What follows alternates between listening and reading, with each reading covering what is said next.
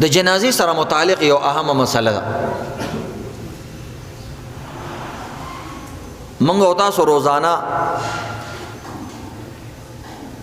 جنازې منځونه کوو یا اکثر منځونه موږ کوو، نو د جنازې متعلق د یو مسلې خیال ساتئ. تپوس خلک کوي چې سپلو سره بوټانو سره د جنازې منځ کول جایز دي که نه دي؟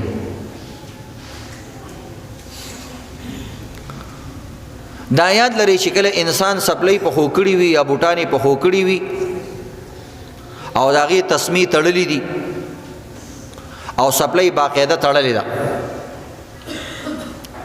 نو دې دوران کې که په سپلو باندې نجاست وي او یو انسان جنازه وکړه، نو د جنازې مونځ نه ادا کیږي.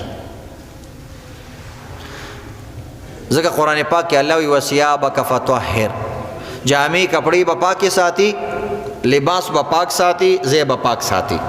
د مونځ دپاره دا فرض دي چې په کوم ځای کې ته سجده لګې چې هغه سجده پاک ځای کې وي.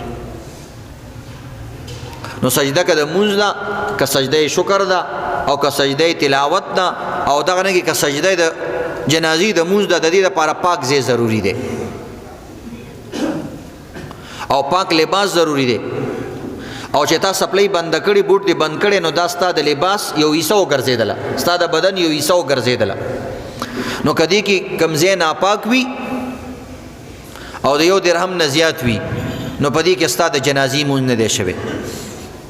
دوباره به کې کسو بس قصه ختمه، جنازې اوچته کړه، بس ته اوس څه به کینو.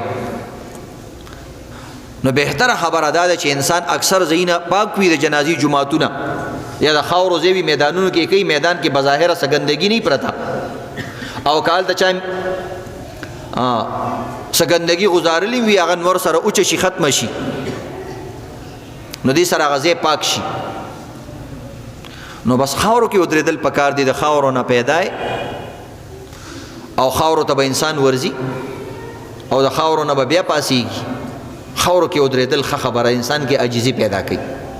نو د جنازې مونځ کې الله ته یو درخواست کول، یو څومره چې انسان د عاجزۍ په حالت کې وي، د هغه درخواست زیات قبلیږي. نو خاورو کې ودرېږه او د جنازې مونځ وکړه، دا ټول نه بهتره طریقه ده.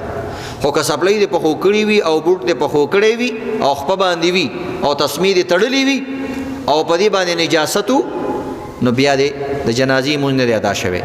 البته که یو انسان سپلۍ وویستله، بعضې کسان د سپلو د پاسه ودرېږي، که تاسو کتلی وي، یا بوټ وباسي د پاسه پې ودرېږي، نو دې کې بیا دا خبره ده که د سپلۍ بره طرف او د بوټ بره طرف صفا وي، نو د جنازې مونځ کېږي. که لاندې طرف یې ګنده وي، نو خیر دی. لکه مثلا یو ځمکه ګنده ده، تا به جانماز واچولو، بس هغه جانماز بس صفا شو، ته مونځ کولی شي. نو چې په کوم طرف باندې ته مونځ کې، د سیز هغه طرف پاک پکار دی. نو چې کله ته بوټ باندې بوټ دې د خپې نه وویستو، دا د مثال د جانماز شو. یو جانماز باندې د لاندې نه ګند نښتی دی، یو انسان مونځ وکړو او بره طرف یې صفا دی، بس صحیح ده چې د بل طرف ته نه ښکاري او نه یې راوتی. نو بوټ د پاسه که انسان ودرېږي، د سپلۍ د پاسه ودرېږي او د سپلو بره طرف یې صفا وي، نجاست پې نه وي، نو بیا د جنازې مونځ ادا کیږي. خو بهتره خبره باندې عمل کول پکار دي چې سپلۍ ویستل پکار دي.